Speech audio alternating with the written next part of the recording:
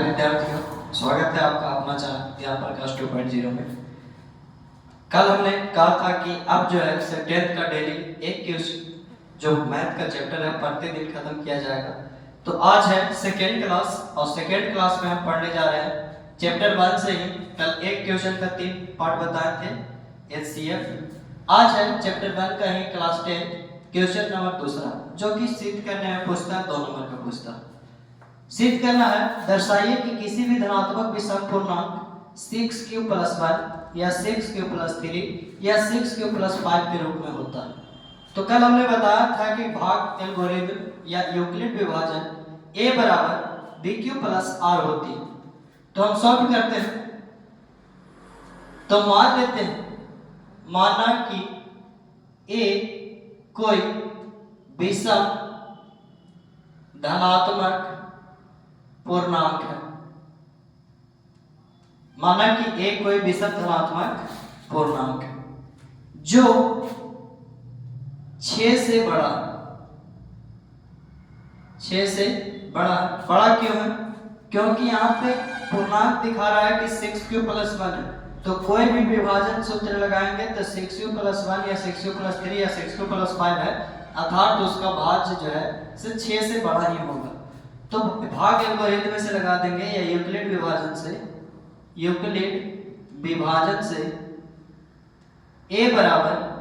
bq + r। तो a = bq + r है, तो a = 6q + r, जहां पे b बराबर है 6।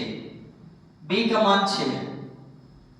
अब b का मान 6 है तो r का मान कितना हो सकता है? या तो 0, 1, 2, 3, 4 या 5। क्योंकि अगर b का मान r का मान 6 हो जाएगा तो r पूरे कट जाएगा, तो फिर से शेषफल 0 हो जाएगा। तो हमने क्या कहा कि यदि हम a का मान में 6 रख दें और b का मान में 6 रख दें तो 6 से 6 का एक बार में कट जाएगा, तो शेषफल 0 हो जाएगा। इसीलिए शेषफल b से हमेशा छोटा रहता है। शेषफल b से हमेशा छोटा रहता है और 0 से बड़ा या बराबर होता है।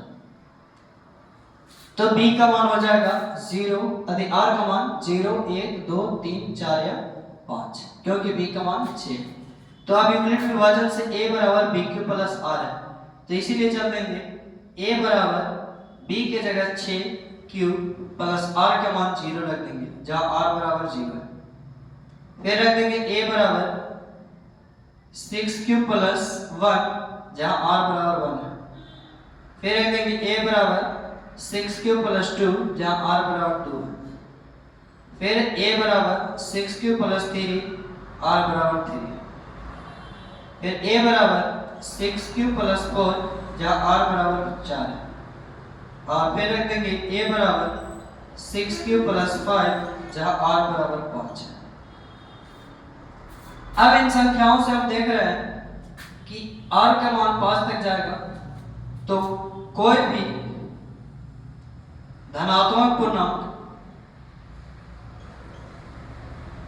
6q या 6q + 2 या 6q + 3 6q + 4 सम हो जाएगा। इसको जब जोड़ेंगे तो किसी भी संख्या से 6 का गुना करें, 2 जोड़ेंगे तो सम पूर्णांक रहेगा। 6q में q का मान कुछ भी हो, गुना करने के बाद 4 जोड़ेंगे तो सम रहेगा। 6q q का मान कुछ भी हो तो सम रहेगा, तो ये सम पूर्णांक है। तो अतः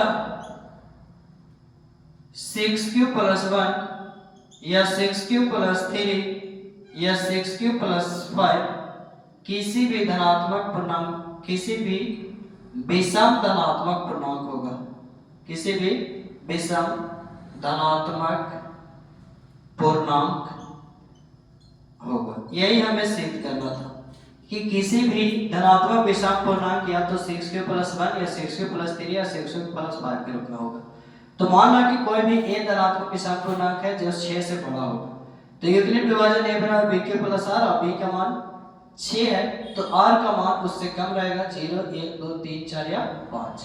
तो सभी मानों के रख देंगे 0, 1, 2, 3, 4, 5 r के मान।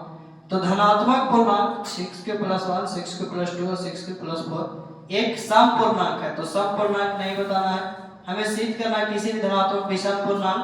तो विषम पूर्णांक लेंगे तो 6k+1, 6k+3 या 6k+5 किसी भी विषम धनात्मक पूर्णांक होगा। ये हमें सिद्ध करना था, जो कि धनात्मक विषम पूर्णांक के रूप में ये प्राप्त होता है। तो चलिए मिलते हैं फिर अगले क्वेश्चन के साथ अगले वीडियो में, तब तक